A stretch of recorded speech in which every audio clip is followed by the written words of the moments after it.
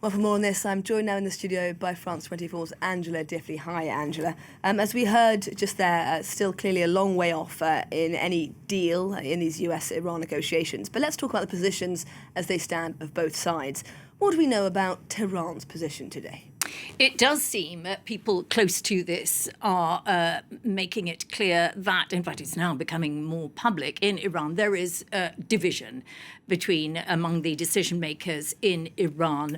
Broadly, you have the extreme hardliners who would like to wait this thing out. They think Donald Trump is under pressure, and if they keep waiting and refuse to do a deal, they will get a better outcome. And against those, the pragmatists who are less hardline and feel that Iran should be careful not to overplay its hand, and that if the regime is to be saved, because that is many people's priority amongst the decision makers, then the best way to do that is to try to come to some kind of deal. What seems to be happening is that for the moment, the pragmatists appear to have the upper hand, but equally it is the IRGC who are in control of the actual military, what happens on the ground.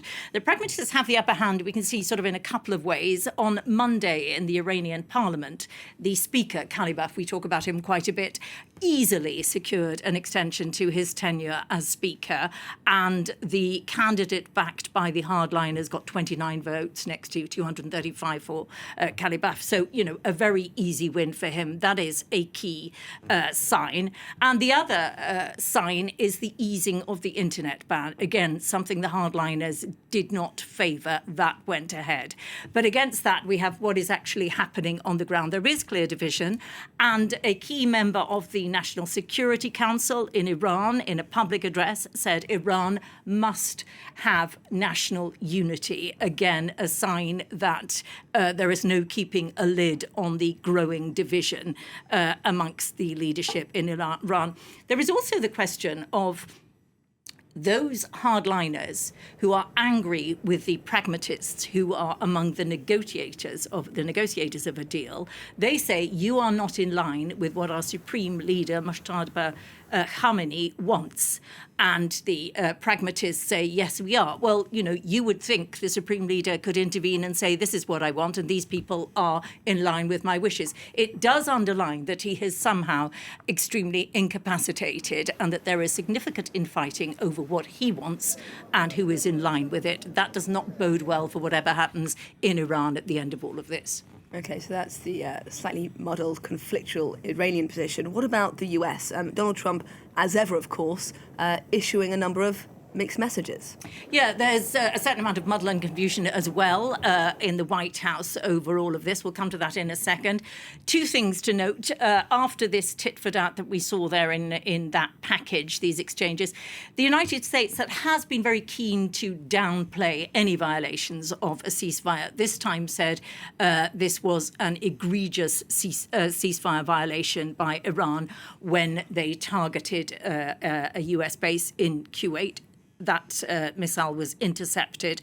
But it's harder language than we're used to hearing from the United States, suggesting that they do not want to look as if they are far away from resuming combat. The other thing Donald Trump was extremely keen to convey yesterday when he was speaking at the end of a cabinet meeting in front of reporters, he said quite simply, I do not care about the midterms. And that is because he is only too aware that the Iranians feel he is up against the clock, that he is under pressure, that this costly, unpopular war must be over for him by the midterm. So he's very keen to convey that isn't a problem for him. He has all the time in the world, and that there are many options. And this is a real possibility, the United States might decide to resume war. Within the White House, there are sort of two big points of view. One is that the counter-blockade, which the United States imposed on ships going in and out of Iranian ports, that operation takes time to succeed. They must give it time to be really, really effective. There are already, they think, signs that it is severely affecting the Iranian economy. There are others within the White House who think we need to stop messing around, go in and do something decisive to finish this war off. We will see where they land on all of that. Of course, Donald Trump has to come out with something that he can spin as a victory. That means it needs to look better than the JCPOA that Obama negotiated and Trump withdrew the Americans from, and it needs to be a better situation than before the war. So the Straits of Hormuz must be open to international shipping and free. Angela Diffley, thank you very much.